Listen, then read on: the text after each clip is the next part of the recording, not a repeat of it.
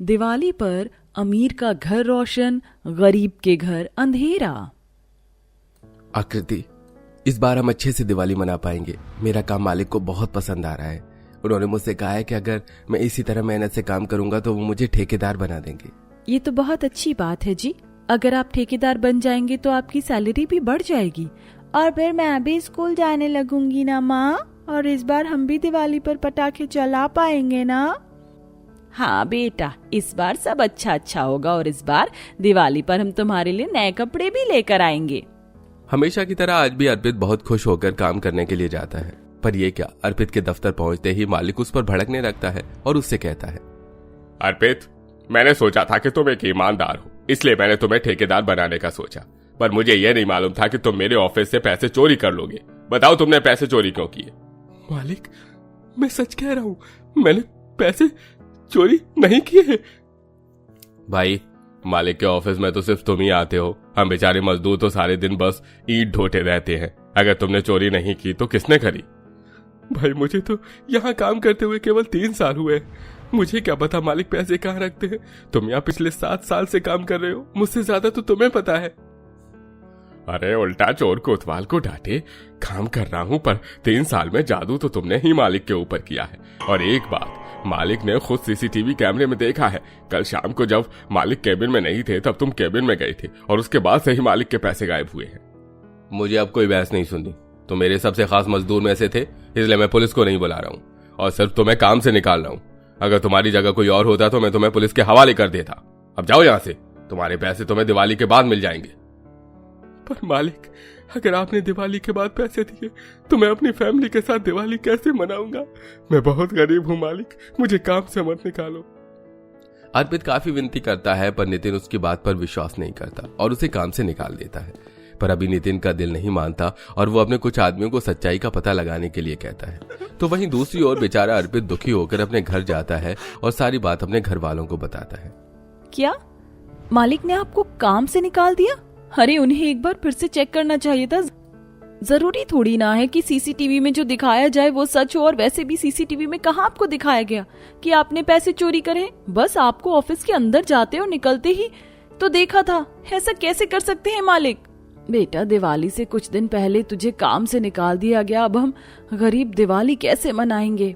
दादी, क्या इस दिवाली में मुझे नए कपड़े नहीं मिलेंगे? बेरोजगार होने की वजह से अर्पित का पूरा परिवार गहरी सोच में डूब जाता है। तो वहीं दूसरी ओर नितिन का पूरा परिवार दिवाली की तैयारियों में लगा होता है। नितिन जी, आप तो हर समय अपने कंस्ट्रक्शन के काम में ही बिजी रहते हैं। 2 दिन बाद दिवाली है और अब तक हमने दिवाली की शॉपिंग नहीं करी, ना ही घर में लाइट लगवाई है।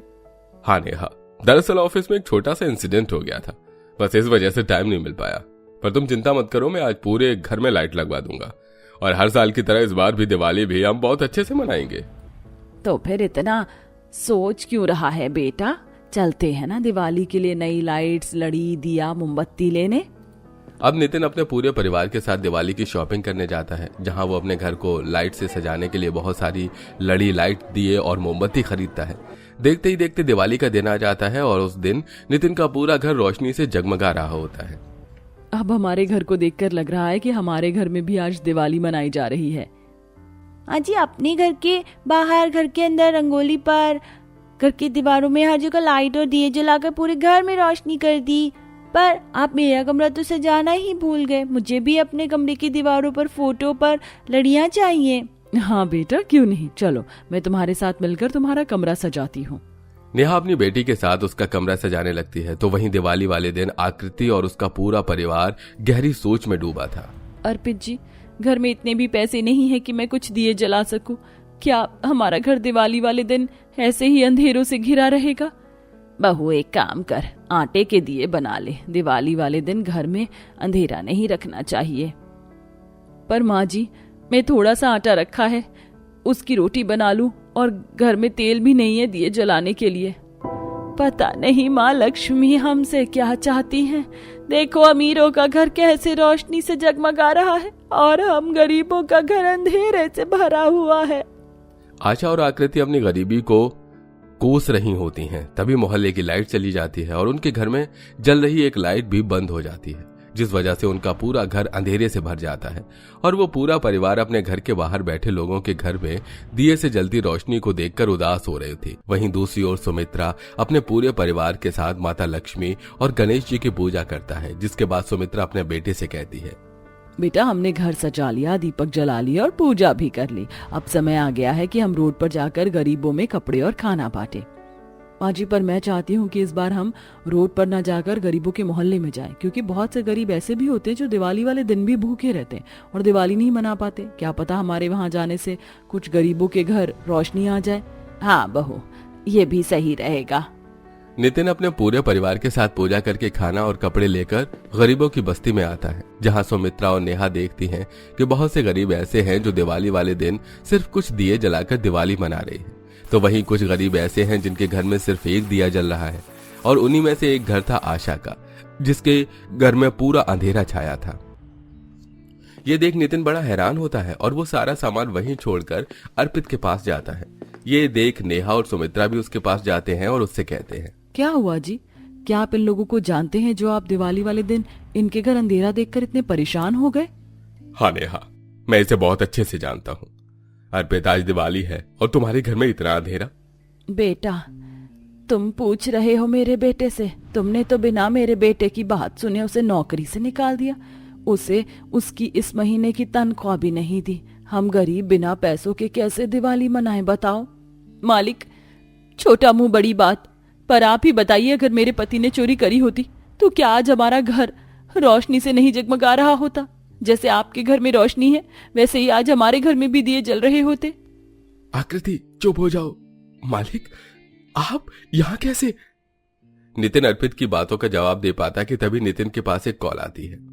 मालिक, आपके ऑफिस में जो पैसे चोरी हुए थे वो मुझे रामू के पास मिले हैं और उसने अपना गुनाह भी कबूल कर लिया है।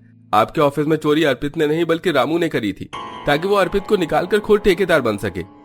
जब नितिन को सच का पता चलता है कि उस दिन चोरी अर्पित ने नहीं बल्कि रामू ने की थी, तो वो अर्पित के सामने बहुत शर्मिंदा होता है और उससे कहता है, नहीं अर्पित, भाभी बिल्कुल सही कह रही है। आज मेरी वजह से तुम गरीब के घर में अंधेरा है। अगर मैंने तुम्हारी सैलरी दे दी होती और तुम्हें नौकरी से नहीं निकाला होता तो आज तुम्हारे घर में भी रोशनी होती। पर तुम फिक्र मत करो, दिवाली वाले दिन तुम इस अंधेरे में नहीं बैठोगे, तुम्हारे घर में भी रोशनी होगी और हम सब मिलकर दिवाली सेलिब्रेट करेंगे। हाँ बहन, मेरे पति से जो गलती हुई है उसकी भरपाई हम सब करेंगे। हाँ बहन जी, इसलिए अब आप अपना मन छोटा मत करो। माता लक्ष्मी भी चाहती थी कि इस साल की आपकी दिवाली यादगार हो। चलिए हम सभी आपके घर के लिए मोमबत्ती लाइटर लेकर चलते हैं और आपके घर को सजाते हैं। नितिन अपने परिवार के साथ अर्पित के परिवार को मार्केट ले जाता है, जहां वो सब दिवाली की शॉपिंग करते हैं और घर जाकर दोनों परिवार मिलकर आशा के घर को सजाते हैं। आकृति, ये लाइट यहाँ लगा दो, अच्छी लगेगी ना? मैंने आज से पहले कभी भी अपने घर में इतनी लड़ी नहीं लगाई, इसलिए मुझे नहीं पता। आपको जैसा ठीक लगे आप कर दीजिए। तो फिर ठीक है, मैं यहाँ ये लाइट लगा देती हूँ। माँ जी, जब तक आप सभी दियों में तेल भर दीजिए और रिंकी बेटा तुम पिंकी के साथ छत पर जाकर छत के चारों तरफ मोमबत्ती जला दो। घर के हर एक कोने में रोशनी होनी चाहिए। पूरा घर बस आज के दिन रोशनी से जगमगाना चाहिए। अर्पित, तुम अब दुखी मत होना। तुम कल से ही फिर से काम पर आना और इस बार तुम मजदूरी नहीं बल्कि एक ठेकेदार की तरह काम करोगे। इस तरह नितिन, नेहा, सुमित्रा, रिंकी गरीब परिवार के घर को लाइट लड़ी दिए और बत्ती से सजाते हैं और सब एक बार फिर से माता लक्ष्मी और गणेश जी की पूजा करते हैं और बाहर पटाखे जलाकर आसपास के लोगों में मिठाइयां बांटकर दिवाली को सेलिब्रेट करते हैं। आशा है कहानी आपको अच्छी लगी होगी। अपने इमोजी के जरिए कहानी का फीडबैक कमेंट सेक्शन में देना ना भूलें।